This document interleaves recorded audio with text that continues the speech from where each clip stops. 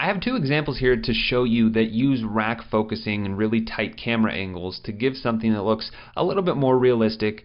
You can tell that this frame is, again, very cinematic aspect ratio. It's a ratio of 2.35 to 1 instead of 16 to 9. But let me just play this back so you can see it.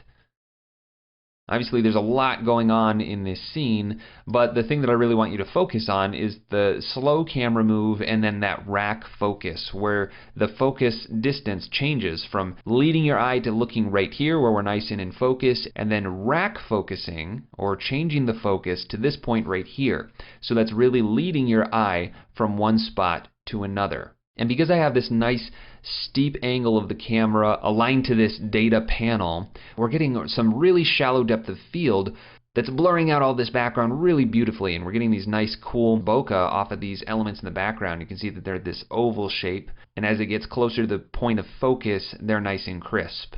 But it just gives a very nice effect. And then I have a second example here that is very similar, tight, up close, zoomed in lens, shallow depth of field, focused right here, and then I'll play it. And this time I added a little bit of a camera movement and also a second camera angle.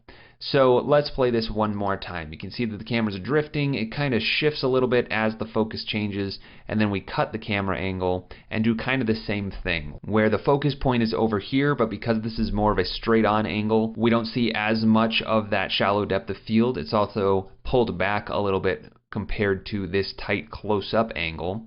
But the camera angle does move right here from being focused on this side of the frame to kind of panning over and focusing on this side of the frame. So let's play that back one more time.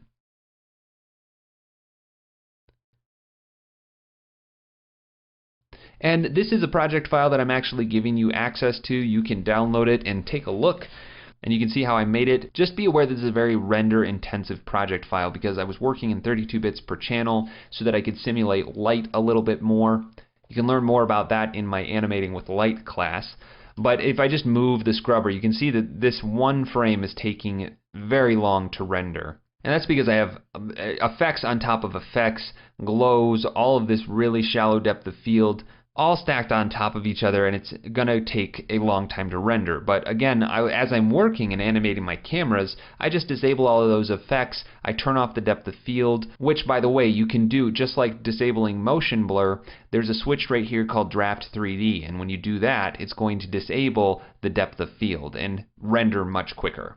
But feel free to dig around through that and take a look at how I had it set up. You can see that I used that same trick of making a null for my focal point and then linking that camera's focus distance to that layer. So that way I could control that focus distance just using a null object.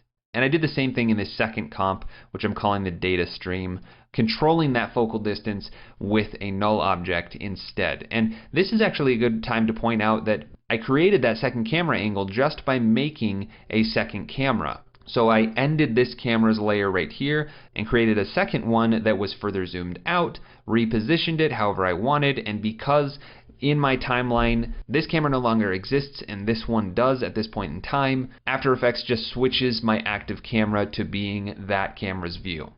So those are just a few more ways that you can mess around with 3D cameras to get a certain feel.